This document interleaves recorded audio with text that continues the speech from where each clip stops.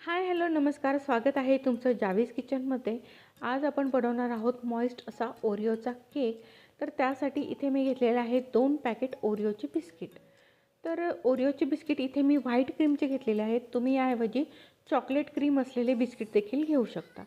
आता ह्याची सगळी क्रीम आहे ती एका बाउलमध्ये आपण काढून घेऊया आणि उरलेले जे बिस्किट होते ते एका मिक्सरच्या भांड्यामध्ये घालून त्याची आपल्याला पावडर करून घ्यायची आहे। आता ही पावडर आपण एका बाउलमध्ये काढून घेऊया। त्यामध्ये आपल्याला घालायचे आहे हाफ टीस्पून बेकिंग पावडर आणि 1/4 टीस्पून बेकिंग सोडा। यातच आपण 3 चमचे पावडर शुगर घालून घेणार आहोत, म्हणजे पिठी साखर। आता हे सर्व व्यवस्थित मिक्स करायचं आहे आणि यामध्ये थोडं थोडं करून दूध घालायचं आहे। थोडं थोडं दूध घातल्यामुळे यामध्ये गुठळ्या तयार होत नाही आणि मिश्रण तयार होण्यासाठी किती दूध लागतं त्याचा देखील अंदाज येतो। आता इथे एकूण मी अर्धा कप प्लस त्याच्यामध्ये 3 चमचे इतकं दूध लागलं होतं। हे प्रमाण थोडंफार वेगळं देखील असू शकतं। आता हे सर्व मिक्स केल्यानंतर मी बटर पेपर लावलेल्या टीनमध्ये हे मिश्रण घालून घेतले। बाजूला मी कढई गरम होण्यासाठी ठेवली होती। साधारणतः 10 मिनिट ही कढई मी प्रीहीट करून घेतली। त्यावरती झाकण ठेवून घ्यायचं आहे आणि हा केक बेक व्हायला ठेवून द्यायचा आहे। आता आपण केकच्या डेकोरेशनसाठी क्रीम तयार करून घेऊया। त्यासाठी व्हाईट क्रीममध्ये मी 2 चमचे इतकं प्लेन व्हेजिटेबल ऑइल टाकलं आहे। त्यामध्ये शेंगदाणा तेलाचा वापर करायचा नाही, नाहीतर क्रीमला फार वेगळा असा वास येऊ शकतो। आता ही क्रीम आपल्याला व्यवस्थित फेटून घ्यायची आहे आणि त्यामध्ये आपल्याला घालून घ्यायची आहे कोको पावडर।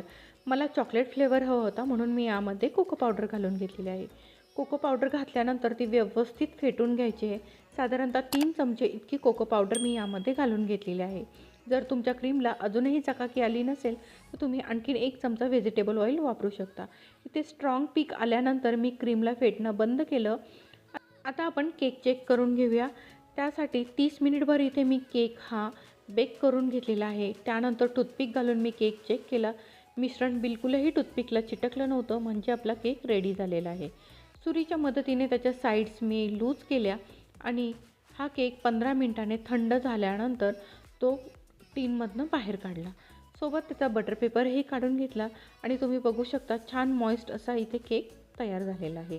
हा केक अजून छान मॉइस्ट व्हावा याकरता यावरती मी ब्रशच्या मदतीने थंड दूध लावून घेत आहे। याऐवजी तुम्ही शुगर सिरप देखील लावू शकता। आता ह्याच्यावरती आपल्याला फ्रोस्टिंग लावून घ्यायचे आहे, जे की आपण बनवलं होतं ओरिओच्या क्रीमपासून। सर्व केकला व्यवस्थित असं फ्रोस्टिंग लावून घ्यायचं आहे आणि वरनं तुम्हाला आवडेल त्या ह्याने डेकोरेट करून घ्यायचं आहे।